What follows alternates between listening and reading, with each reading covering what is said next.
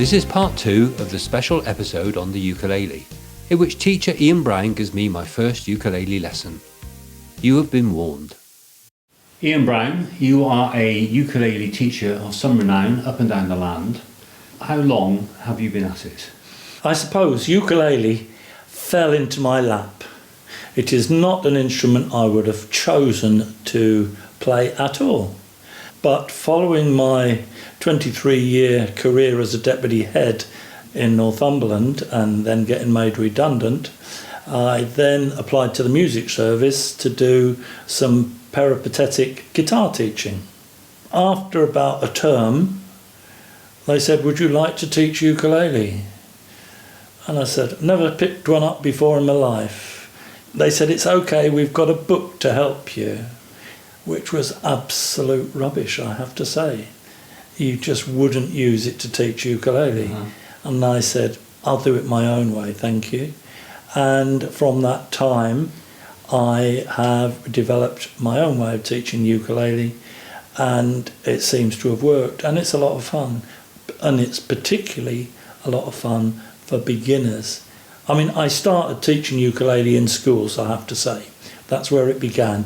So it was first school children who had to suffer my discovery on how to teach them to play it.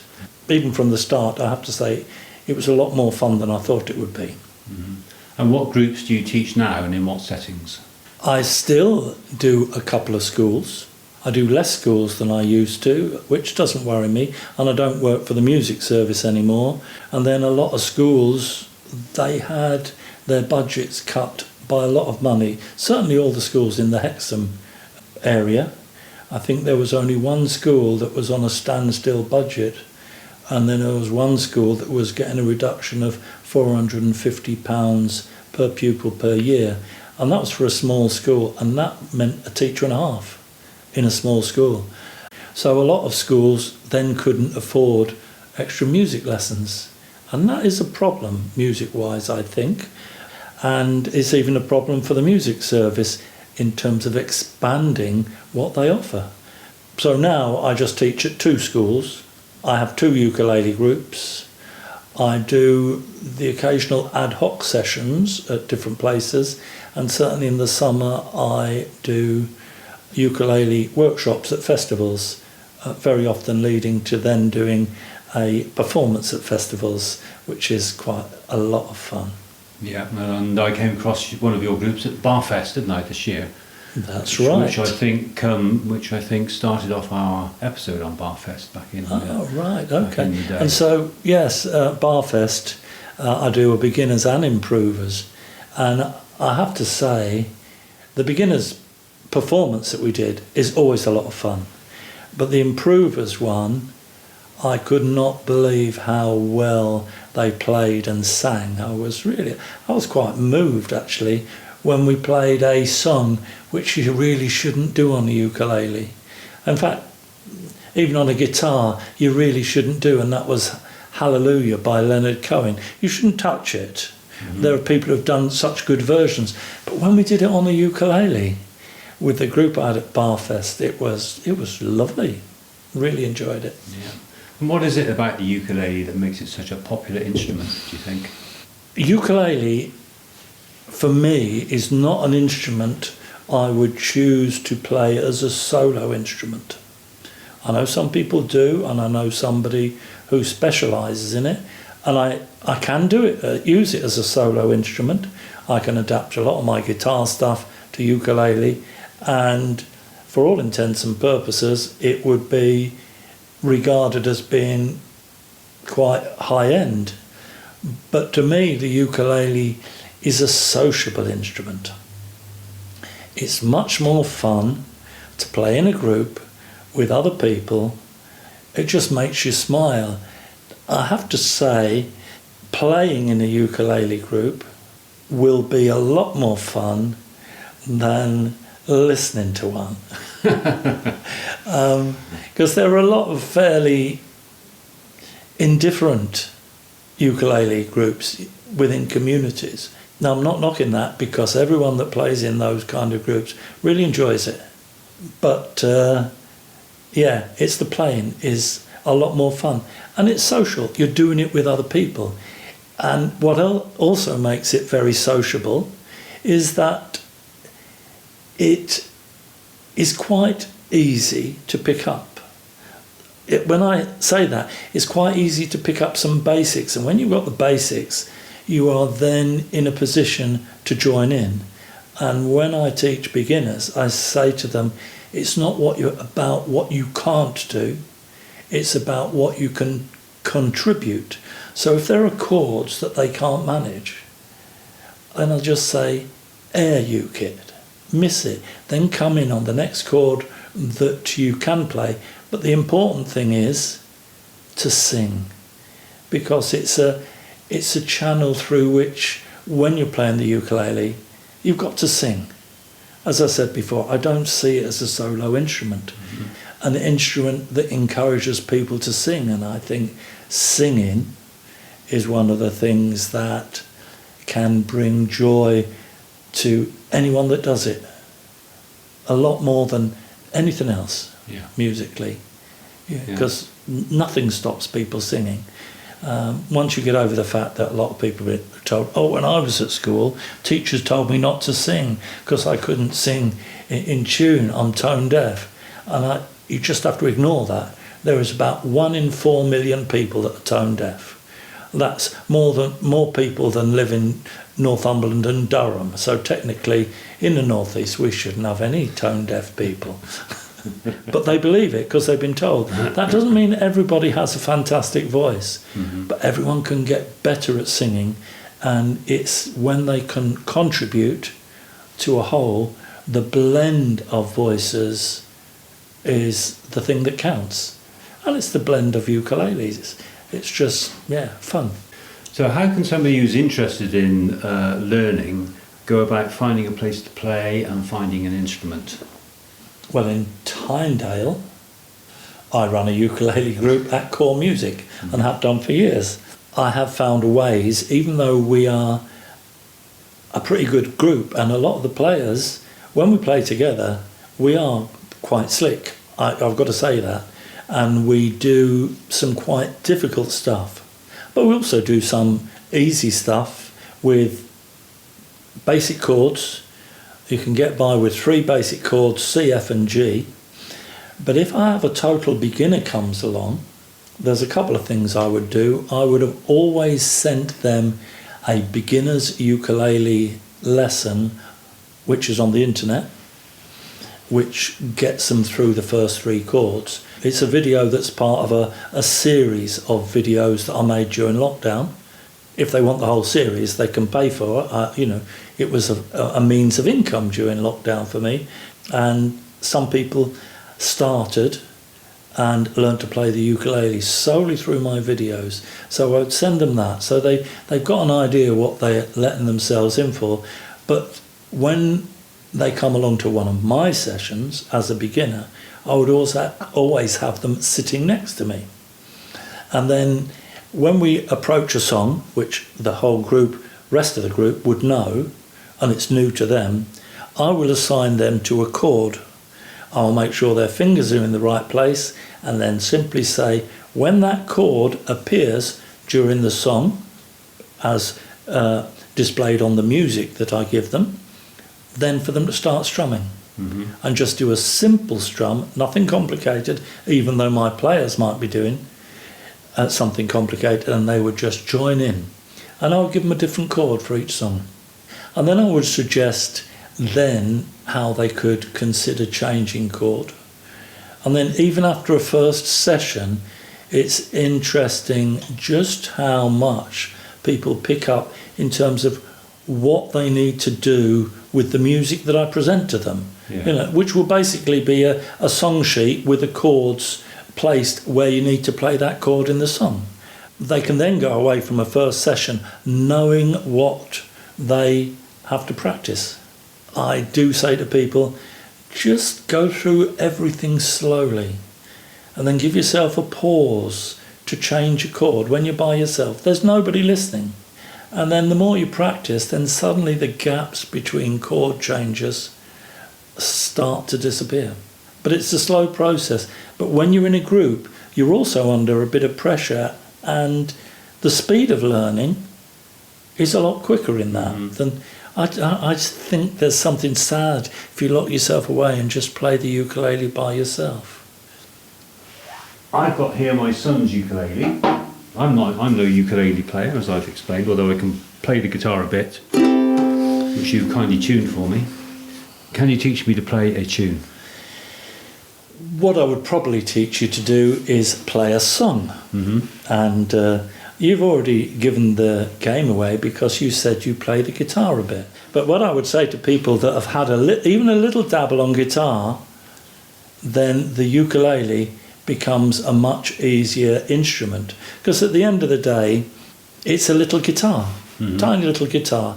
So first of all, if I were starting you to learn the ukulele, I would go through all beginners with all parts of the ukulele, because if I'm going to talk about what people have got to do and contort their hands into very unnatural positions in what is a strange configuration of bits of wood with strings stretched across it, it's not a natural thing to play an instrument. Though we often say about someone who plays, oh, he or she's a natural. No, they've practiced a lot. Yeah. And they've made it look so easy. So we would then have our ukulele just nicely on our lap, belly button looking out through the hole, as I say. And I generally get people just to put 3 fingers under the curb of the ukulele and rest their thumb on the string at the top. And then I will ask them to start playing it with me, 2, 3, 4. Just that one. That one is the 4th string. Say 4th string. 4th. Now play the next one down. Can you guess what that one is? That will be the 3rd. And then we'll go to the next one. What's that one? That's the 2nd. And we go to the next one. That's the 1st string. Play the 4th. Now play the 2nd. 1st. 3rd. 4th. 2nd. 1st. 3rd. You know what's coming next? Stop. Right. So, you noticed there was a pattern there.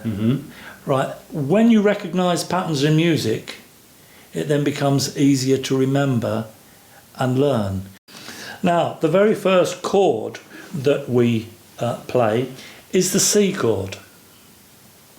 And we use the ring finger on our... Which hand is that? Is that my left hand? That's your left hand. Yes, my left hand. I get them muddled up.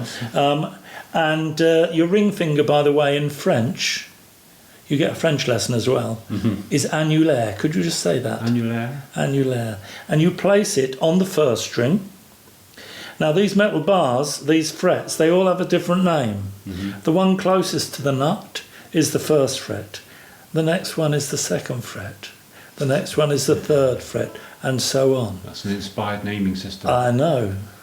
Now, so effectively, we've got our strings numbered, we've got our frets numbered. We learn to play the ukulele by numbers. You don't need 5-line music. So we take our annulaire, our ring finger, we place it between the 2nd and 3rd fret on the 1st string. Yes. We try to use the tip of our finger. We try not to wrap our thumb round too far. Maybe just place it behind the back of the neck, flat against the back of the neck, so it's pointing towards the ceiling. That helps you get the tip of your finger down. And then we're going to strum all the strings. Are we ready? Yes. 2, 3, 4. So this is the C chord. There's a really rubbish song I would get people to sing. And it goes like this. You can join in it. You'll know the words. We're only going to sing it twice. Row, row, row your boat gently down the stream. Merrily, merrily, merrily, merrily, life is but a dream. Row, row, row your boat gently down the stream. Merrily, merrily, merrily, merrily, life is but a dream. And stop The next song, I always promise people when they do a workshop with me that they're going to do the 2 greatest songs ever written. And the next one we're doing is the greatest song ever written. I have got more royalties for this song than all of my other songs put together. Everyone I've ever taught, whether they've been 4-year-olds or 84-year-olds, or whether they played at the Albert Hall, Glastonbury, Sydney Opera House, they've all played it. Believe me, people have done all of those, singing this song. And we simply strum this. When we start strumming, it's a call and response song. I sing a line, you sing a line. Okay? And I expect the royalties from this will come rolling in. It has been featured on BBC Two several times. So let's just start strumming now. We can play the C chord. We can play the C chord. Oh, you weren't very good at that. Let's try it again. We can play the C chord. We can play the C chord. With Ian Brown. With Ian Brown. He is such a genius. He is such a genius. He's got a very long nose. Got a very long nose. Just like Pinocchio's. Just like Pinocchio. But he is a genius. But he is a genius. And we are all his groupies. We're going to buy his CDs. We're going to buy a CD. But we can play the C chord. But we can play the C chord. And stop. I find that very moving. I can feel a tear coming to my As will most of the group, I imagine. That's right, yes. But I can adapt it depending on what group that I've got. I mean, some of the children, that when I sing it with them, it's they will, when I say, he is such a genius, and then they go, he is not a genius. And then I have some, oh yes he is, and oh no he's not. And it's really quite a lot of fun, because when you have fun, you learn a lot. You learn a lot quicker as well. The next chord I would introduce people to would be the F chord. The F chord on the ukulele is a lot easier than on the guitar. And we simply thumb behind the back of the neck, somewhere between the nut and the first fret, pointing towards the ceiling. Then we use our index finger. In French it's index. Could you just say index? Index. Right, okay, you're getting fairly fluent already. And we place our index between the nut and the first fret on the second string from the bottom. Then we have to stretch our middle finger, in French, le majeur, just say that. Le majeur. And your majeur goes on the fourth string from the bottom, between the first and second fret. Then you've got the F chord. So let's just strum that now. Now there is a song called We Can Play the F chord, but it's not as good as We Can Play the C chord. Now, and stop. What I would then do, if I had a group, I would then split some into C's, some into F's. And you can try to see if you can change. If you can't, I want you just to play F. But imagine, when I look away from you, there is a whole group of people playing C. And when I look at you, you're playing F. Right. So we would then, I'm looking at my C players, and they're all strumming away. Yeah. And you can play the C if you want, you know, if you think you can change. I'll do my best. But as soon as you can't change anymore, you've got to stick with F. So I'm looking at my C players and we're strumming. Let's go, and then we start strumming. Then I would count in 2, 3, 4 Fs, 2, 3, 4 Cs, 2, 3, 4 Fs. Then I'd get to the point where I'd say, I'm not counting you in, you've got to look at me. I've had to look at me in the mirror this morning, why shouldn't you? And then I look at my groups who are now transfixed on me.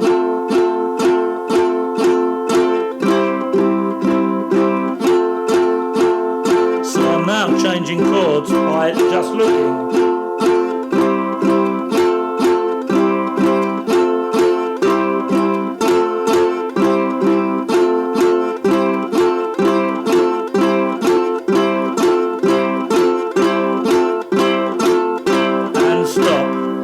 Playing C when I was playing. Was I? Yeah. In terms of changing between C and F, you just have your fingers hovering, and eventually people will twig very quickly that it's not a difficult change. Anyway, then we enter into the realms of rock and roll. We're going to do a very simple riff, which is F, C, F, nothing. F, C, F, nothing. Right? Do you just want to try that? F, C, F, C, F, nothing. F. That's good. Right, now stop there. Now, but keep your fingers handy on the end of your hands. Now we've got index, le majeur, annulaire, and this little finger. If you remember nothing after this little lesson, your little finger has got a most beautiful name in French. It's auriculaire. Could you just say that? Auriculaire. Now, there's nobody else for you to look at in the room. I want you to say it very passionately to me, as though you mean it, you know. But just imagine you're saying it to someone that you feel very close to, and I want you to say that now. Are you ready? Auriculaire, which when translated from the French means ear cleaning finger. Now, if you remember nothing else, you should remember that. Now your French lesson is complete. We are going to do FCF 4 times and then sing in French. Are we ready? Okay, starting on F. Let's go.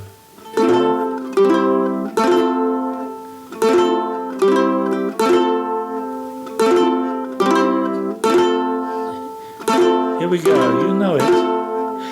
Frère Jacques, Frère Jacques, dormez-vous, dormez-vous, sonnez le matin, sonnez le matin, ding dang dong, ding dang dong. Now, you've got that.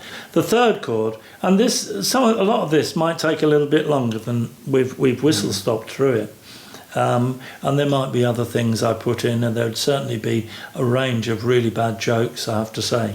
And then the third chord we go to is a G chord. The G chord is like the D chord on a guitar, and effectively with your index finger goes on the third string from the bottom between the first and second fret. I'd use your index finger. You're using your middle finger. I know. I play a D chord in an unusual way. I've tried to change it, but you couldn't. But I can't. I might give you dispensation then, but I would normally encourage people. Yes, I know. To start with their index finger, then have their middle finger on the first string between the first and second fret, and their ring finger on the second string between the second and third fret. I normally give permission for people. Often people who do it the way you're playing are octogenarians who have severe arthritis. But at the end of the day, our hands are all different. Mm-hmm. I do, for the basic chords, I'm very specific about which fingers to use where, unless people are having severe difficulties, and then I need to look at their hands, and then I would give them another option.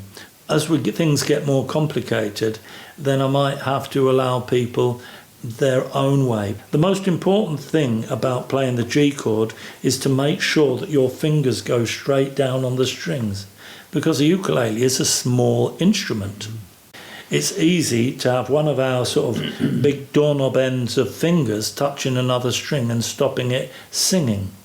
Right, okay, now let's just see what our G chord sounds like. 2, 3, 4. At this point I would probably just do a simple song using the G chord only.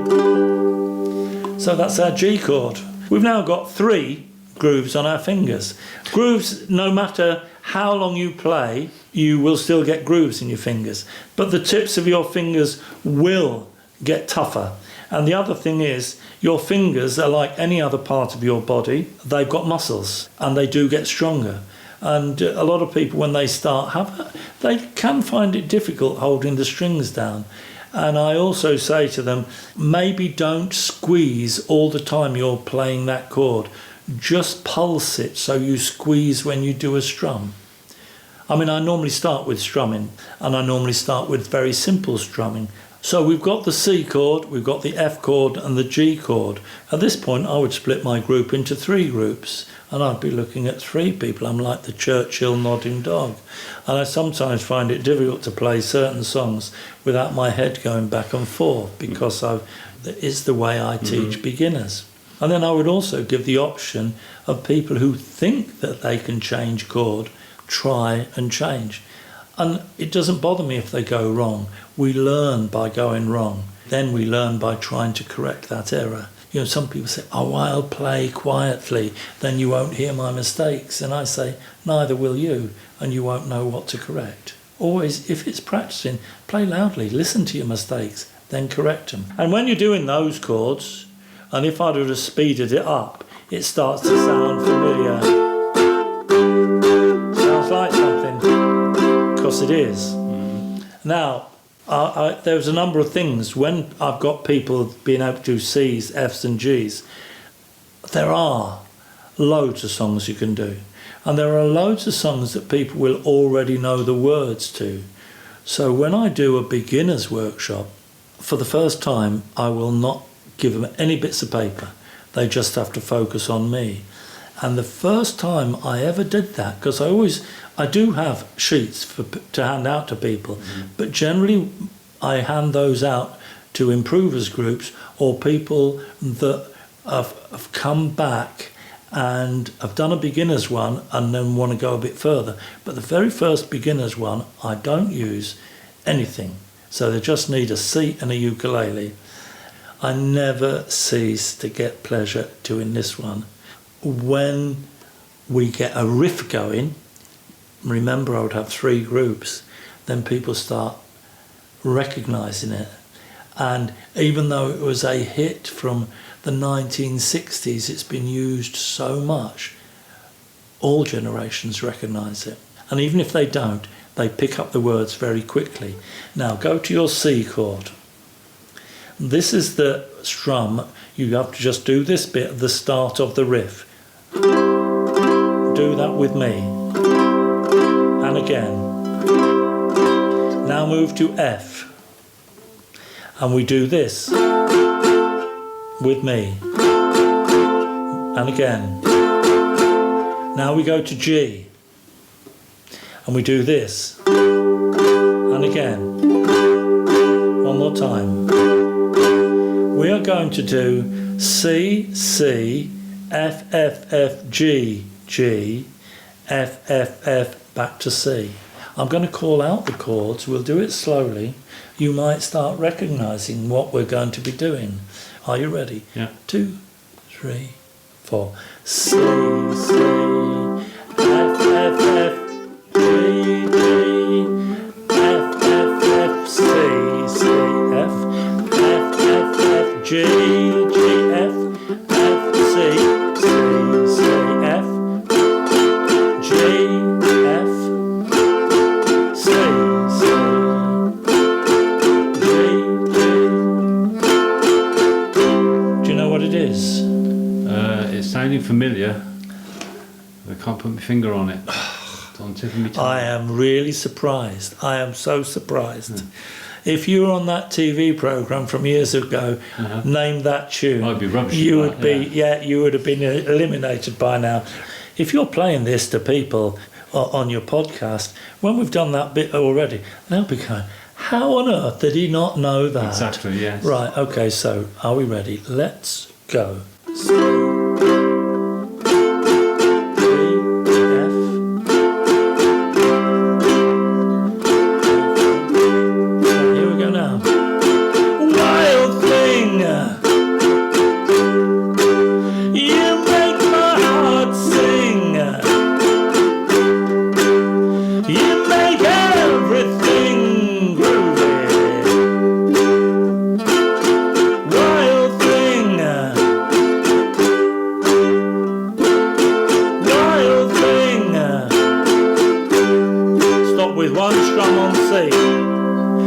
I would then do that a few times, and it's great fun. I love it. But then I do a few workshops in the northeast, and I normally say, obviously, people from Newcastle are speaking a different language do not understand what this song is about. So I've translated it into Geordie, right? And it goes like this. Hinny, I think I love you. Are you ready? Get ready, everybody, see, ready with me? Hinny, I think I love you. Then it goes, but I didn't really know. Ready? But I didn't really know. Then it goes, this is more Ashington, so I've been told, gan on, giz a hug. Oh, sorry, you've got to sing it. Gan on, giz a hug. And Geordies always finish their sentences on a high note, so you go, I love you. You ready? I love you. Obviously, I'd spend longer on that one, but it's a lot of fun. I just have so much fun doing that. So that is a kind of whistle-stop tour of ukulele, but it's all about, one, making it fun, two, doing a lot of singing, and three, making it accessible. Well, that's great, isn't it? Because I think people are sometimes intimidated by the thought of learning an instrument, but this isn't about learning an instrument as much learning to play in a group, is it?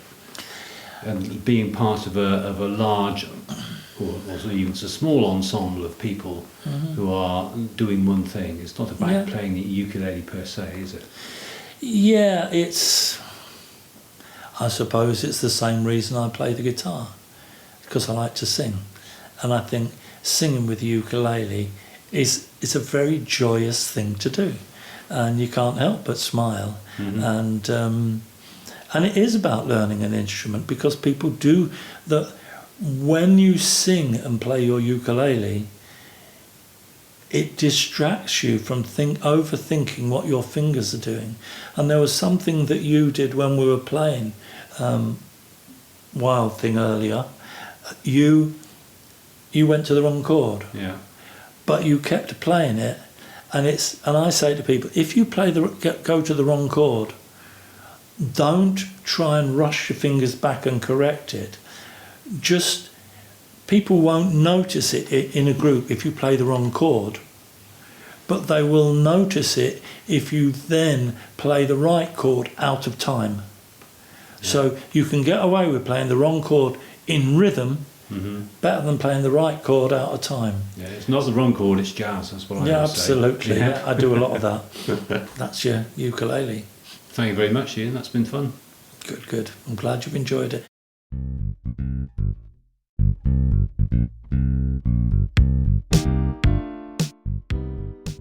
Thanks for listening to the Three Times podcast. I hope you've enjoyed this episode. Please subscribe and tell your friends about it.